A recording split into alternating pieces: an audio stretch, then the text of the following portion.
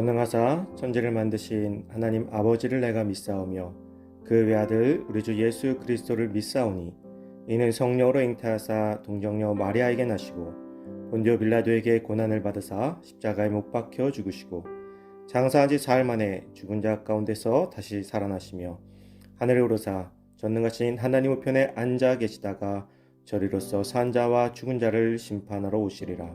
성령을 믿사오며 거룩한 공예와 성도가 서로 교통하는 것과 죄를 사하여 주시는 것과 몸이 다시 사는 것과 영원히 사는 것을 믿사옵나이다. 아멘.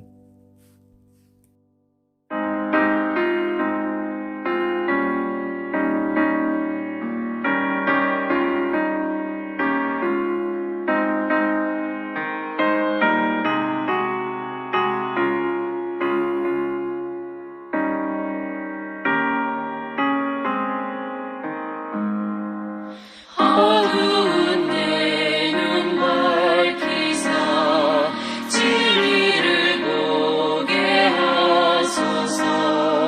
진리의 열쇠 내게 주사 장빛을 잡게 하소서. 기쁘신 뜻을 알고자 엎드려 기다리오니 내 눈을 뜨게 하소서.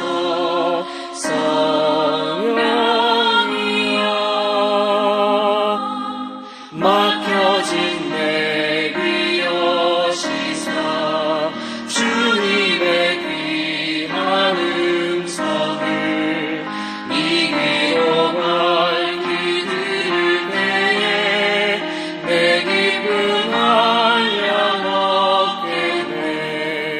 기쁘신 뜻을 알고자 엎드려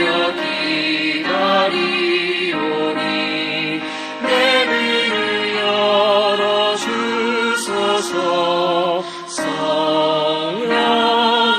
성령이여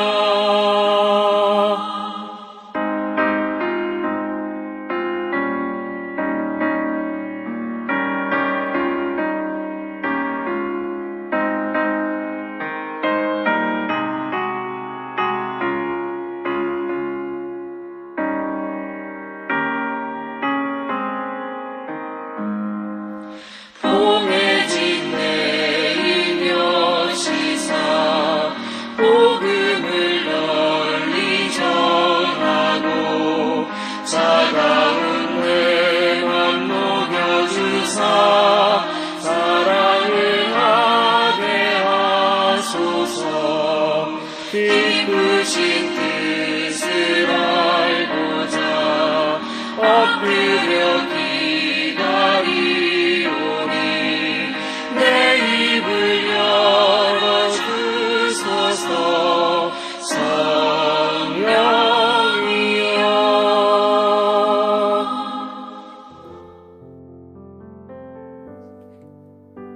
오늘 하나님께서 우리에게 준 말씀은 고린도전서 4장 6절에서 13절 말씀입니다.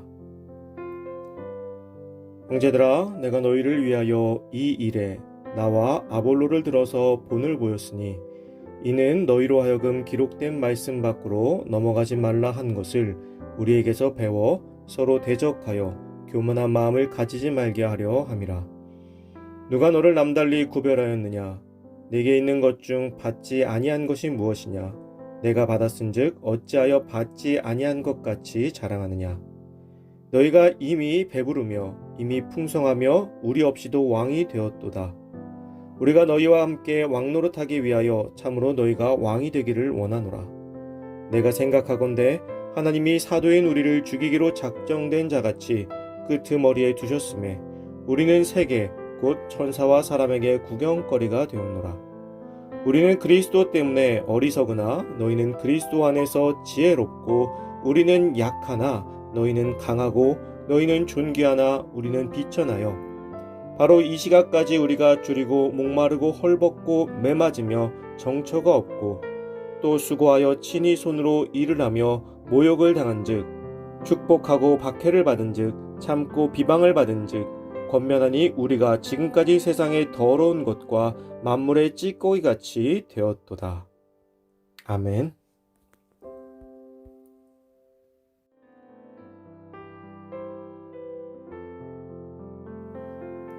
영광의 자리라는 제목으로 오늘 말씀 나누도록 하겠습니다. 예수 그리스도께서 이 땅에 인간의 몸으로 오신 것은 인간을 향한 사랑이었습니다. 또한 그것은 낮아짐, 즉 겸손이었습니다. 우리 그리스도인들에게 낮아짐을 강조하는 이유도 그것이 그리스도의 정신이기 때문입니다. 예수님께서 이 땅에 인간들이 생각하는 왕의 모습으로 오셨다면 우리도 인간들이 생각하는 기준에서 성공의 삶에 목숨을 걸어야 합니다. 그러나 예수님은 인간들이 생각하는 왕의 모습이 아닌 지극히 낮고 천한 모습으로 오셨습니다. 그리고 결국에는 십자가에 못 박혀 죽으셨죠. 어찌 보면 지극히 나약한 인간의 모습입니다. 그런데 그런 예수 그리스도가 부활하셨습니다. 그리고 제자들 앞에 나타나셨습니다. 그리고 하늘로 올라가셨습니다. 이것을 눈으로 생생하게 지켜본 자들의 이야기를 듣는다면 그것을 들은 사람들의 머릿속에는 무엇이 남아있을까요? 낮고 천한 모습으로 말구 위에 놓여진 아기 예수일까요? 영광스럽게 하나님의 우편으로 올라가신 메시아의 모습일까요? 당연히 후자의 모습에 더 치중될 것입니다. 영광의 자리를 바라보다가 중요한 것을 우리는 잊어버리게 됩니다. 바로 예수님께서 무엇을 버리고 이 땅에 오셨는가 하는 그 낮아짐, 바로 겸손입니다.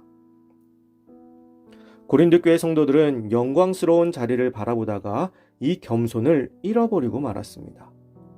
오늘 사도 바울의 말에 의하면 고린도 교회 성도들은 스스로를 남다른 구별된 존재로 여겼습니다. 마치 모든 세상을 다 스스로 가지고 있는 것처럼 교만하였다는 것입니다. 사도 바울은 이러한 고린도 교회를 향해 강하게 질타합니다. 너희에게 있는 것 중에 받지 아니한 것이 무엇이 있느냐? 왜 다 받아놓고는 마치 스스로 다 이룬 것 같이 교만하냐는 것입니다. 우리의 구원은 우리가 이룬 성취가 아닙니다. 거저 주신 은혜죠. 결코 우리 자신에게는 자랑할 것이 없는 오직 하나님의 구원의 은혜입니다. 우리가 자랑해야 된다면 그 구원의 은혜, 예수 그리스도의 사랑밖에는 자랑할 것이 없습니다. 우리는 교만해질 이유가 없습니다. 요즘 재난소득이라는 말이 있죠. 코로나19로 인해 어려워진 모든 가정들을 위해서 나라에서 지원을 해주는 것입니다. 모두가 받습니다. 물론 지역마다 차이는 조금 있는 것 같아요. 같은 지역을 기준으로 이야기를 하려는 것입니다.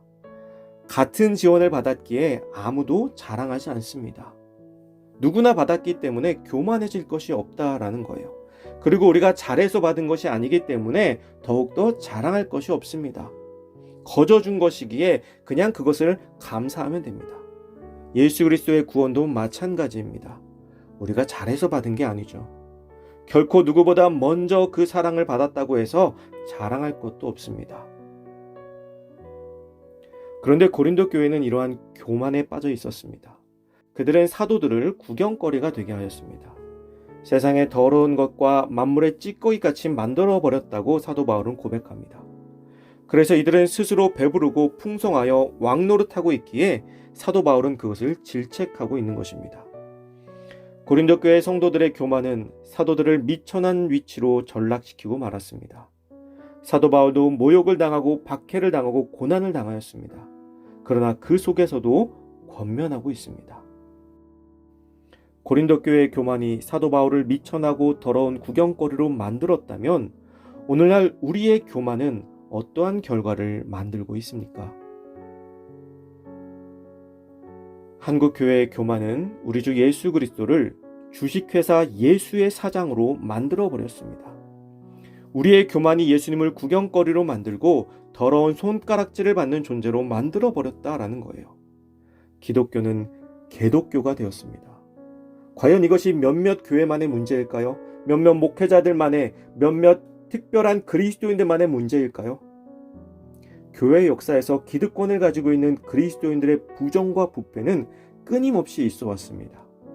그때마다 민중들의 종교개혁의 의지를 통해서 교회는 개혁되어 왔어요. 그것은 그 부정부패 속에서도 겸손히 자신의 사명을 감당하는 그리스도인들이 많이 있었기 때문입니다. 지금 우리에게 필요한 것이 바로 겸손히 내가 있는 자리에서 사명을 감당하는 진정한 그리스도인들일 것입니다. 우리가 참된 그리스도인으로 겸손히 세상을 섬길 때 우리가 스스로 변화하지 않아도 세상이 우리를 변호해 줄 것입니다. 내가 아는 그리스도인은 그런 사람이 아니다라고 말입니다. 사랑하는 성도 여러분, 오늘 나의 행동과 말로 인해서 예수 그리스도가 영광의 자리에 계실 수도 있고 저 미천한 자리에 계실 수도 있음을 기억하시기 바랍니다. 그리고 오늘 우리의 삶을 통해서 우리 구주 예수 그리스도를 영광의 자리에 모시는 귀한 하루가 되시기를 주님의 이름으로 축복합니다. 이 시간 함께 같은 제목으로 기도드리기를 원합니다. 첫째, 신앙으로 바로 서는 참된 그리스도인이 될 수 있도록 같이 한마음으로 기도합시다. 둘째, 코로나19의 종교를 위해서 기도합시다. 의료진, 정부 관계자들의 정신건강과 육체적인 체력을 위해서, 또 환자들과 가족들을 위해서, 또 온 세계를 위해서, 또한 이 코로나19 사태로 많은 어려움을 겪고 있는 우리 주변의 이웃들을 위해서 기도해 주시기 바랍니다. 또 세 번째로 교회를 위해 여러분들의 기도 제목을 놓고 기도해 주시기 바랍니다. 기도하겠습니다.